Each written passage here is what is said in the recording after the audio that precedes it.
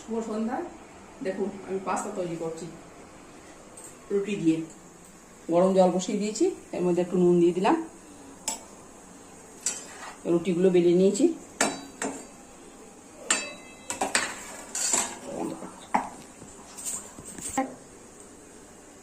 রুটিগুলো একটু গরম জলে সিদ্ধ করে নেব।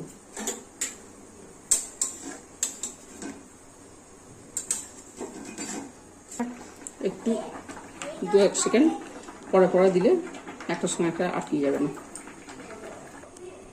এবার রুটিগুলো একটু সিদ্ধ, ময়দাগুলো সিদ্ধ হয়ে গেছে। এবার ঠান্ডা জলে দিয়ে দিচ্ছি।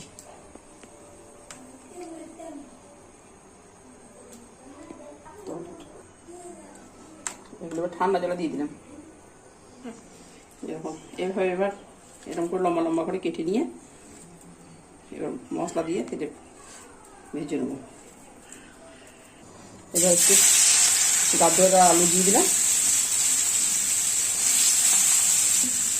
এর মধ্যে বিনস, ক্যাপসিকাম ওগুলো দেওয়া যাবে, আমার কাছে যা ছিল এগুলো দিলাম। একটু টমেটো দিয়ে দিলাম। এবার রুটি পাস্তাগুলো দিয়ে দিলাম। সিদ্ধ এবার রুটি পাস্তাগুলো দিয়ে দিলাম। এগুলো সিদ্ধ করার সময় একটু নুন দিয়েছিলাম, একটু পাস্তা একটু দিয়ে নুন দিয়ে দেবো।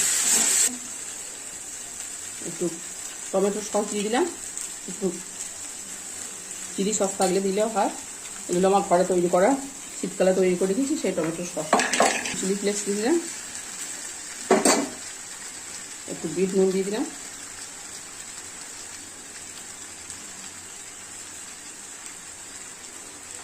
গোলমরিচের গুঁড়ো দিয়ে দিলাম।